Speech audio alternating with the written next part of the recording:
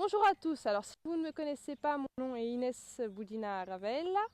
Je faisais des articles sur Instagram pour donner des conseils et j'ai décidé de me lancer sur les vidéos YouTube pour aider un peu plus et que ça soit un peu plus utile et que le visuel vous apporte quelque chose en plus. Donc aujourd'hui, on va se lancer sur plusieurs vidéos, dont la vidéo sur la position. Donc Laure, ici notre cobaye, nous avons la magnifique Fionnette. Et on va voir comment positionner la jambe. Il est vraiment très important que la position de la jambe soit parfaite. Pour ça, il est très important qu'à partir de votre hanche, votre jambe soit bien descendue, que vos fesses soient bien rentrées dans la selle. Donc ce qu'on va faire, c'est qu'on va prendre la jambe de notre élève, on va sortir de l'étrier, on va, quand c'est les premières fois, on va étirer la cuisse et on va tourner légèrement le genou à l'intérieur. Le genou ne doit jamais aller vers l'extérieur. Il doit toujours être légèrement tourné vers l'intérieur et s'appuyer sur la selle. Le mieux, c'est quand on n'a pas l'habitude, pour aider à se muscler, pour prendre cette habitude-là d'avoir la cuisse à l'intérieur, il est toujours bien de commencer par serrer les genoux. Après, plus tard, on va perdre cette habitude de serrer les genoux et le genou va rester naturellement mis vers l'intérieur. Le fait de mettre le genou de cette façon, ça va vous empêcher d'avoir la pointe de pied qui part vers l'extérieur. Chose qu'on ne veut pas parce que sinon, ce qui risque de se passer, c'est que vous allez, voilà, exactement, merci Laure, vous allez toucher votre cheval avec l'éperon et vous allez le désensibiliser à la jambe. Donc vous allez le rendre froid à la jambe. Donc c'est pour ça qu'il est très très important de bien tourner la cuisse. Après, on chausse l'étrier. Donc Laure a un peu plus de difficulté à positionner, mais on le met court pour une seule raison, parce que Laure pour le moment a encore du mal à bien s'appuyer sur ses étriers. Donc pour éviter de la gêner et de prendre à se tenir et à suivre le mouvement du cheval, on préfère qu'elle ait les étriers un peu plus courts, qu'elle se stabilise bien sur des étriers courts, et après on rallongera quand elle sera plus à l'aise. On fera aussi des séances de mise en selle sans les étriers pour qu'elle apprenne à descendre sa jambe.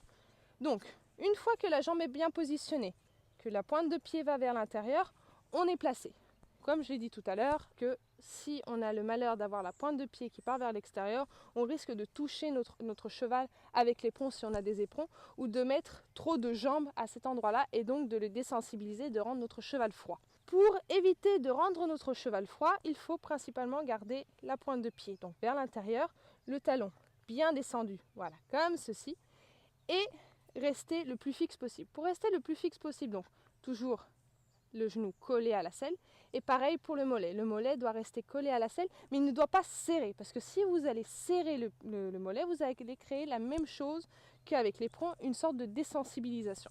Si vous créez cette désensibilisation, vous ne pourrez plus aller en avant. Donc, le mollet reste toujours décontracté, fixe et posé sur la selle. Il ne bouge pas.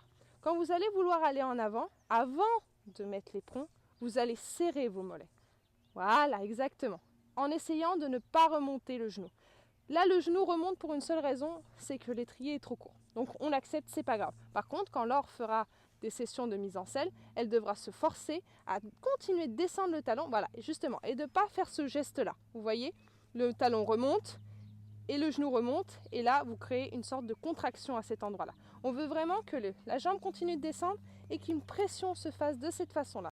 Donc nous voici avec Laure en mouvement. Donc nous avons mis des élastiques à Fionnette comme vous avez dû le voir en début de vidéo pour qu'elle continue à travailler malgré le fait qu'on soit concentré sur Laure. Nous avons placé une courroie de selle sur la selle de Laure pour qu'elle puisse s'y accrocher. Alors quand je dis accrocher, c'est juste pour l'aider à maintenir la position, et après l'idée c'est que petit à petit elle arrive à lâcher le pommeau de la selle et qu'elle n'ait plus besoin de le tenir, qu'elle puisse se maintenir toute seule avec ses jambes et avec son assiette. L'objectif ici c'est que Laure maintienne toujours la même position de jambe, que la jambe ne remonte pas quand elle demande une transition montante et qu'elle arrive à garder, malgré le rythme assez soutenu de Fionnette, à conserver cette position.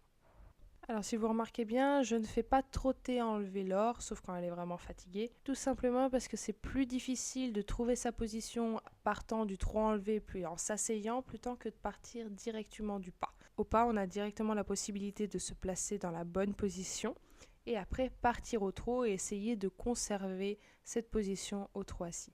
Donc préalablement, il est préférable d'échauffer votre cheval avant de vous asseoir. Quand vous trottez assis, il est vraiment important que vous arriviez à ne pas coincer votre bassin et que vous suiviez un maximum le rythme de votre cheval. Si vous allez contre le mouvement, si vous vous rigidifiez au niveau des hanches, vous risquez de taper dans la selle et de faire le sac à patates, chose qu'on ne veut pas. Après, sincèrement, ce n'est que de l'entraînement. Si vous avez des problèmes de position, que ce soit le dos ou les jambes, il faut faire de la mise en selle. Malheureusement, on est obligé de passer par là. Donc, si vous avez la possibilité d'avoir quelqu'un qui vous longe, profitez-en, travaillez votre position. C'est le meilleur moyen pour progresser, c'est vraiment de faire de la mise en selle. J'espère que cette première vidéo de la série Position vous aura aidé. Si c'est le cas, abonnez-vous, appuyez sur la clochette pour ne perdre aucune nouvelle vidéo. N'hésitez pas à laisser un petit pouce bleu, ça fait toujours plaisir. Vous pouvez me retrouver sur l'application RideSum. RideSum, c'est une application qui permet de prendre des cours à distance, peu importe le lieu où vous êtes. Il suffit juste d'avoir une bonne connexion, un téléphone et des écouteurs.